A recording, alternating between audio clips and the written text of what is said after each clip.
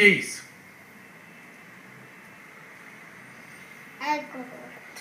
Não, errou. Vamos, o que é isso? Põe na boca, deixa ele fechado. Vai sentindo o gostinho. O que você acha que é?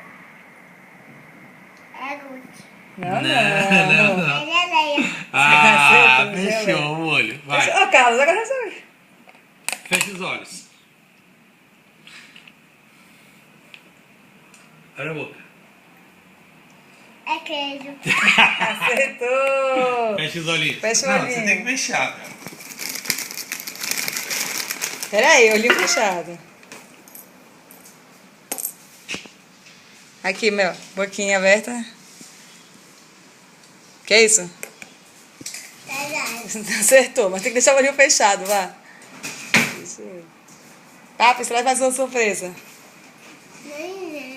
Peraí, Mel. Confiança nesse Não, você pai, tá não. vendo, você tá vendo. Que é isso?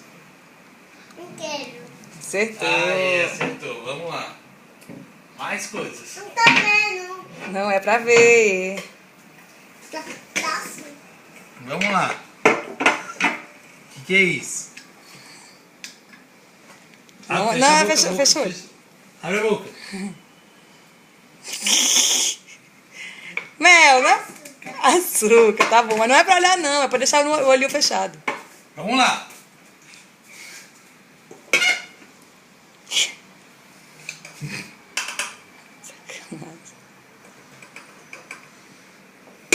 Abre a boca.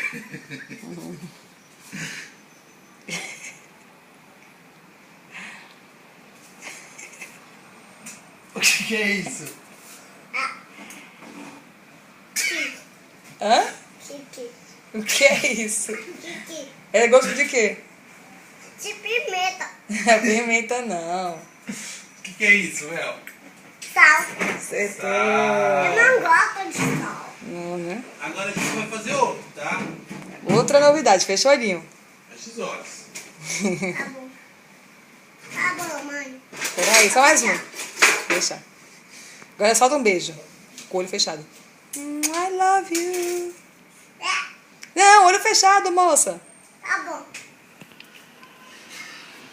Vai. Fecha. Tá bom. Tá Já de olhos fechei. fechados? Vira pra frente agora.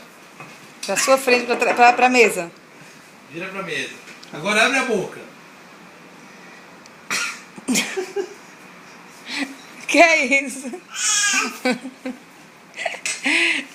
O que é isso, papai? Eu gosto.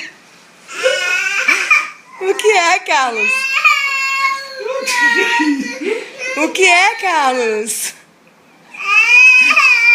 Limão. Toma, Guia. Toma. Tadinha.